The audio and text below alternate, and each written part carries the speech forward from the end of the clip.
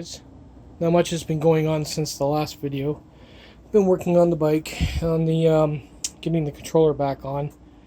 The only thing I'm setting up this time is the pass sensor. I want to be able to pedal it. Moved a few things. I glued the solid state relay on the my box that I printed out that has the shunt in it, and the computer. The FETs from that run out down the bottom there where the green wire is, and there's 4 FETs in there that have to be cooled. It's been running like that for 3 years, and I've been high amps and high volts and hasn't failed once, and I only paid $20 for that, so that was a good deal. I moved the relays from here down to there.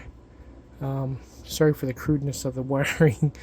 I'm out of twist ties or pull ties. I gotta get another bag of those. I tested the motor. It spins up.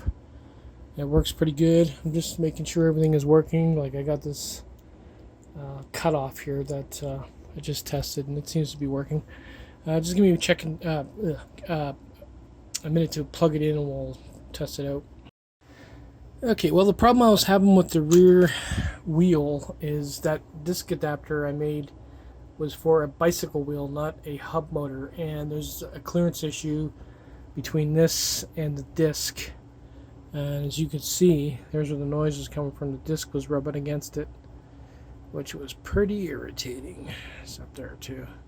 So what I found, got a couple of them here. The other ones I have are of a different thickness. So I just basically swapped it out without grinding one down, and it worked. It's no longer an issue, so it's good to have parts like this. Got everything from brake pads to you name it, extra discs. My original, remember what I had these ones here. These are my first hydraulic brakes.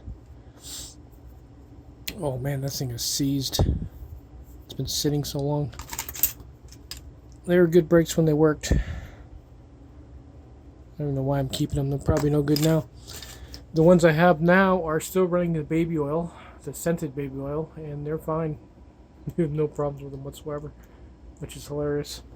Anyway, let's fire this thing up.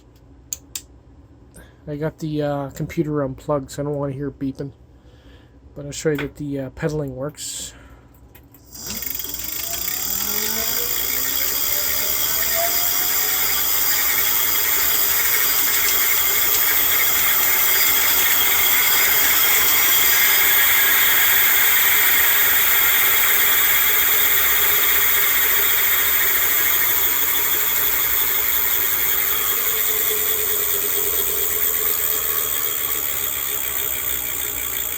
Yeah, so if that doesn't take care of the heating issue by pulling that shunt, then I'm just going to let it go. If the motor fries, it fries. At least I won't have to go looking for a motor to rewind. I'll just rewind this one. But I think it'll probably be alright. It's only going to pull like 25 to 36 amps at most through those 2 shunts. So that's more than enough. I'm still getting the same speed because of the extra voltage. Still running at 70 volts, so I'm good there. That's about it, guys. I'm